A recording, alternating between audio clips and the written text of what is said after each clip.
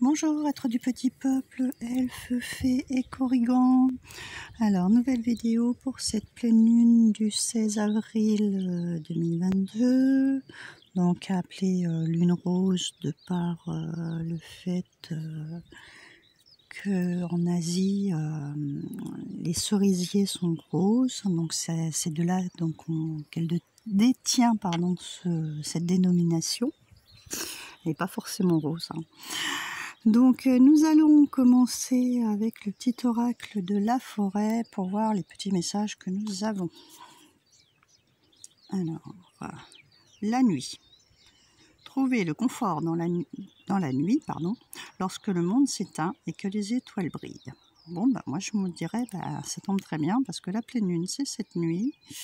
Donc si vous voulez sortir et profiter de cette pleine lune, parce qu'en plus il fait très beau, regardez les étoiles et peut-être avoir des réponses à certaines de vos questions. Vous allez être plus posé, plus tranquille, et ça va vous permettre, oui, d'avoir cette vision autre qui peut vous apporter des solutions. Avec le petit oracle des elfes, on en a deux qui sont tombés. Donc celle-ci, je vais avec la lumière que je fasse attention. Alors, les empreintes de l'amour constitueront ton legs le plus précieux quand tu partiras. Donc là, c'est tout l'amour que vous portez aux autres qu'on va retenir en fait. C'est bien aussi que les gens vous le disent là maintenant, plutôt que d'attendre que vous ne soyez plus de ce monde, comme on dit, ou alors que vous ne soyez... que vous déménagiez par exemple, exactement. Mais bon, les personnes qui sont autour de vous vont quand même retenir ceci, que c'est un bien précieux, que vous leur avez apporté beaucoup de choses en fait autour de vous.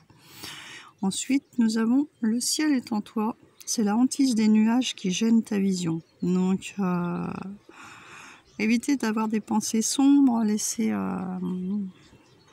parce que ça emmène en fait des choses négatives. Donc laissez-vous porter par la clarté en fait.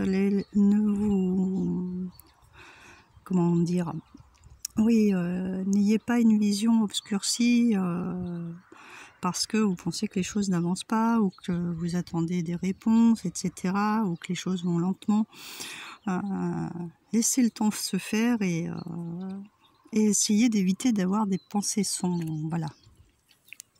Alors ensuite, avec celle-ci, nous avons l'oracle de Nade. Elle nous apporte le courage, l'entendement et le contrôle de soi. Donc celle-ci, c'est les conflits. Donc il y a probablement des conflits intérieurs, et ce qui apporte cette hantise ou nuage, et donc il va falloir faire abstraction de ça. Sortez cette nuit pour avoir une vision beaucoup plus éclairée. Finalement, peut-être que c'est pas en pleine journée avec le super soleil qu'on a là que vous allez avoir des visions éclairées. C'est plus dans la nuit, dans le calme, dans le repos, que vous allez peut-être trouver des solutions. Alors, on va commencer avec les brumes d'Avalon. Nous avons la fée Viviane, qui nous demande de reprendre confiance en soi, de nous respecter, d'avoir de l'estime pour soi, et ce qui nous emmène vers de nouvelles opportunités. Donc c'est tout à fait ce que je dis. En fait, cette vision d'hantise, ça peut amener à une manque de confiance, à une manque de sérénité, de pas être très confiant en ce moment, de pas s'estimer soi-même, ou voilà. C'est pour ça qu'on vous dit aussi que les empreintes de l'amour en fait constitueront le legs le plus précieux quand vous partirez. C'est-à-dire que il faut vous apprécier tel que vous êtes. On est tous avec des défauts et des qualités. Maintenant, il faut aussi que les gens vous respectent tel que vous êtes, ce qui n'est peut-être pas toujours le cas.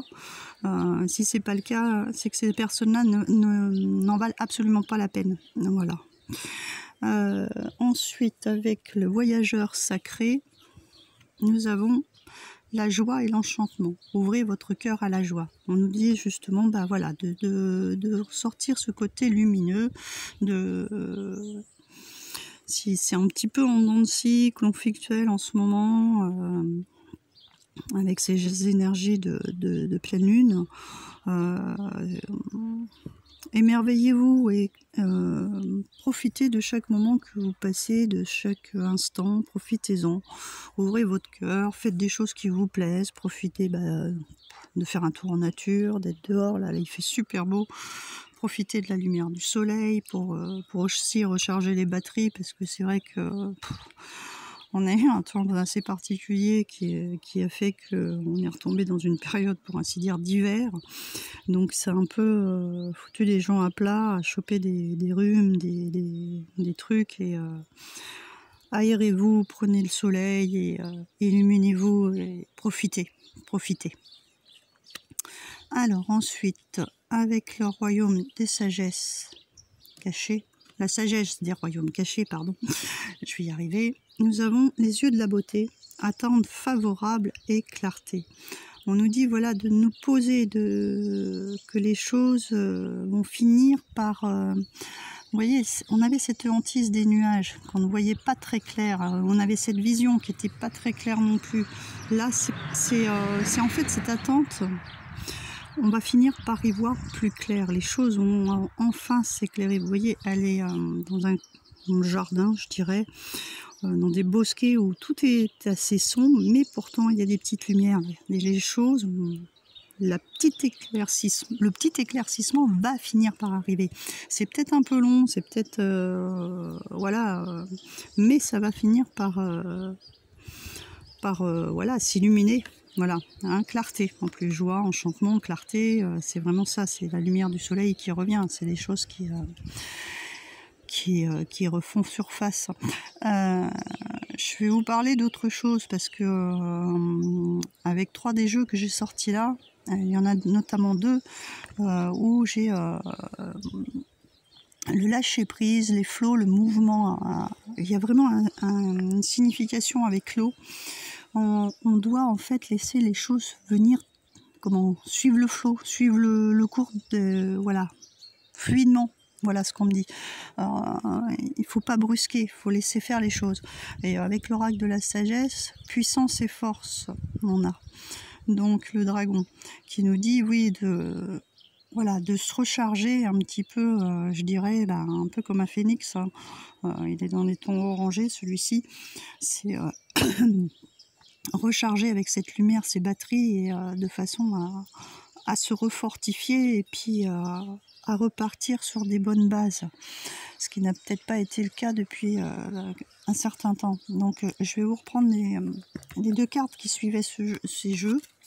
Donc voilà, c'est donc les 2 pareils, hein, le mouvement, le lâcher prise, et donc c'est en plus le même numéro, hein, c'est 36 toutes les 2.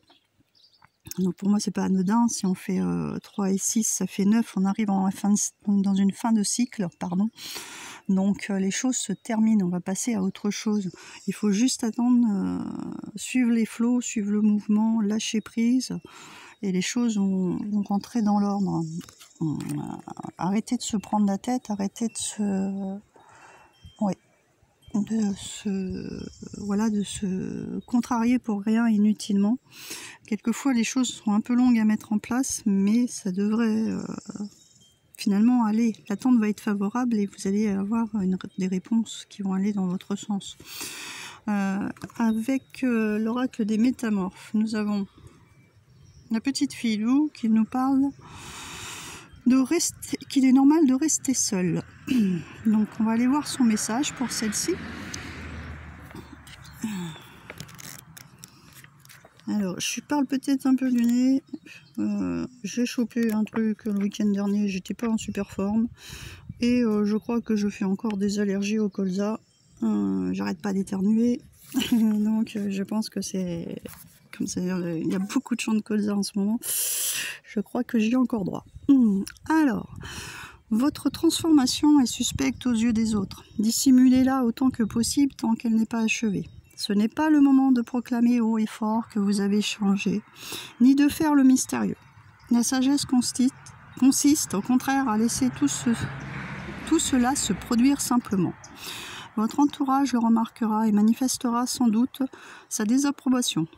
Il vous faudra apprendre à ne pas vous laisser toujours influencer. Pour l'instant, ne recherchez ni d'approbation ni de critiques contre lesquelles vous rebellez.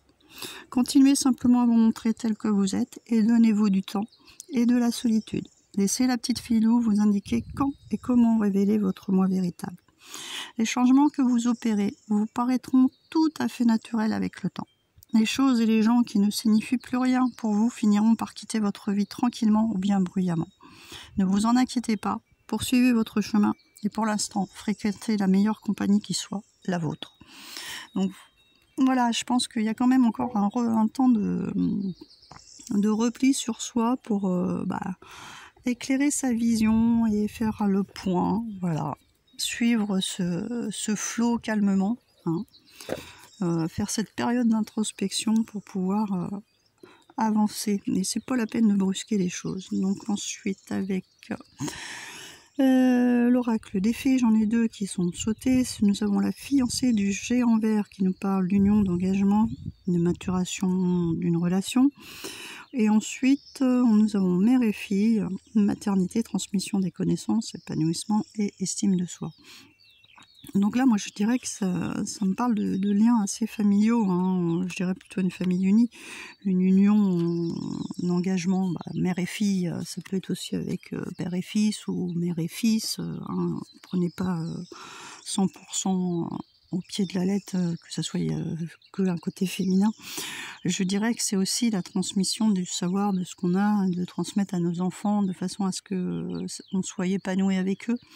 Il y a cette... oui, on nous demande une vie harmonieuse au sein de la famille. Moi, pour moi, je vois ça comme ça. Hein. On va voir ce que nous disent les 2 cartes, parce qu'on a aussi une union d'engagement, ça peut être aussi sur le professionnel éventuellement. Donc on va aller voir de quoi il en retourne. Alors, hop. Hop, on va y arriver. C'est celle d'après. Alors, donc on nous parle, ça peut être aussi, mariage, fiançailles, une cérémonie d'engagement vont bientôt être célébrées pour 2 personnes amoureuses prêtes à s'engager dans l'avenir, en tant que partenaires aimants et sages, unis pour un amour sacré. Extension de la famille, le désir d'enfant, le mûrissement à 2, vous contemplez l'avenir d'une relation, le bonheur de l'engagement entre amants engendre la fertilité de la terre, la magie des saisons, des bienfaits dans le monde et une grande joie parmi les fées car elles se réjouissent de l'amour. L'équilibre entre le masculin et le féminin est de retour avec l'engagement d'honorer l'autre, de donner et de recevoir dans l'amour et le respect. Ça me fait penser plus à la première carte qu'on a eue. Servez-vous d'huile sacrée de nard quand vous tirez cette carte, car elle symbolise l'échange et la célébration du masculin et du féminin. L'union sacrée des partenaires profondément amoureux et dévoués l'un à l'autre. La proposition d'initier d'une lignée parentale, descendance, nouvelle famille basée sur une égalité honnête et aimante, à la fois physique, spirituelle, mentale et émotionnelle. Bon, ça va aussi un petit peu dans ce que j'ai dit avec l'autre, hein, d'avoir une famille unie, des liens stables afin de transmettre les connaissances qu'on a acquis, etc., ou les liens justement familiaux. Alors, avec la deuxième, nous avons passé un après-midi avec vos parents et vos enfants et emmenez-les dans la nature pour leur enseigner les voies du monde féerique. Montrez-leur ce qui jaillit de la terre, ce qui vole dans le ciel, ce qui nage dans la mer, ce qui pousse grâce au soleil, ou plutôt la soleil. Oui, le soleil est une déesse. Pensez à Griane, la déesse irlandaise de l'énergie solaire. Réfléchissez à la manière d'enseigner à vos enfants comment être vraiment eux-mêmes. Offrez-leur des occasions d'apprendre la sagesse de la nature. Portez-vous volontaire pour passer du temps avec des enfants et enseignez-leur la méditation, la tradition des fleurs, l'amour de la nature et des animaux. Dites à votre mère ou à votre père ce que vous pensez à eux, que vous les aimez, et remerciez-leur pour leur enseignement sous quelque forme qu'ils vous les aient donné. Aimez vos enfants et n'oubliez pas que vous êtes leur professeur le plus important. C'est exactement ce que je disais. Et donc, bien sûr, pour changer, c'est ce que je vous ai dit, j'avais encore le lâcher-prise, le détachement et le dépassement. Donc, on a vraiment ce flot de choses, de laisser courir les choses, de se laisser porter par les flots. Émotionnellement, c'est tout ce qui est l'eau, c'est vraiment voilà, tout ce qui est émotionnel, donc c'est aussi tout ce qui est les liens familiaux. Donc là, on nous demande vraiment en fait, d'être en harmonie avec soi, de s'aimer soi-même aussi, hein, parce que c'est important aussi. Et donc d'avoir cette corrélation, je dirais, harmonieuse pour pouvoir passer les épreuves de la vie et suivre le mouvement. Il y a vraiment un lâcher-prise là pour cette pleine lune. Arrêter de se focaliser sur des choses futiles. Voilà, on nous demande vraiment de passer à autre chose. Donc on va aller voir avec le petit oracle des lutins. On a le feu de joie qui nous parle d'une période d'été. On a la famille des elfes et on a la taverne de Dame Lutine. D'accord. Donc là, le feu de joie, oui, c'est surtout sur la période d'été. Donc là, il y a une transmission avec la famille des elfes et sur des énergies d'intuition, de ressenti, etc., de choses qui devraient se mettre en place, s'écouter soi-même. Par contre, dans la taverne de Dame Lutine, il y a des choses qui sont encore un petit peu lourdes, un peu tristes. Voilà, c'est cette histoire de conflit intérieur, de hantise des nuages qui assombrissent les choses. Où est le petit carnet? On va aller voir dans le petit livret les petites explications de mes petits lutins. Qu'est-ce qu'ils nous racontent? Si on peut avoir des infos supplémentaires. Donc, dans les petits conseils enchantés, donc pour le feu de joie, hein, rallumer cette lumière, même si la période est encore un petit peu sombre. Donc, on nous demande une étape de croissance, un moment de festivité et de joie. Rallumer cette joie, c'est ce que je disais. Pleine activité, le fruit des efforts, de réaliser ses projets, de vous lancer. Attendez encore quelques jours pour mettre en place vos projets. Les choses vont se faire, mais il faut être patient, il faut laisser le flot, hein, le lâcher prise. Et donc on a l'esprit du feu qui nous parle de cette période d'été. Hein. D'accord? Alors, avec la famille des elfes, qu'est-ce qu'elles nous disent? Alors, vous faites partie de la famille des elfes. Les elfes ont besoin de concret et d'une stabilité pour être rassurés. L'équilibre entre l'ombre et la lumière. La lumière, la nuit, ok? Vos énergies féminines et masculines, c'est ce qu'on a parlé justement dans les cartes juste avant, sont des notions importantes à travailler lorsque vous faites partie de la famille des elfes. Bien compartimenter leurs objectifs et les structurer sont des étapes importantes pour leur évolution intérieure. Jouer d'un instrument de musique, écouter de la musique fait partie des loisirs pour se connecter aux autres mondes et pour capter les messages. Les elfes même s'instruire et lire pour approfondir leur savoir. Leur instinct de guerrier et leur sang-froid leur permettent d'affronter des situations périlleuses. Donc, si vous êtes en conflit, gardez son sang-froid, lâchez prise. Okay. Les elfes sont d'un terre à terre et ne parlent que pour dire des choses justifiées et concrètes. Les créatures aiment se fondre dans le décor et ne souhaitent pas trop se montrer. On les qualifie de timides ou de réservés. Si vous faites partie de cette famille, votre mission est d'analyser et de transmettre un message ciblé à un moment précis. Vous apparaissez dans la vie d'une fée jusqu'à ce que le message soit passé, puis vous disparaissez. La communication et le chakra de la gorge sont des points à travailler. Créer et transmettre dans la matière sont vos missions.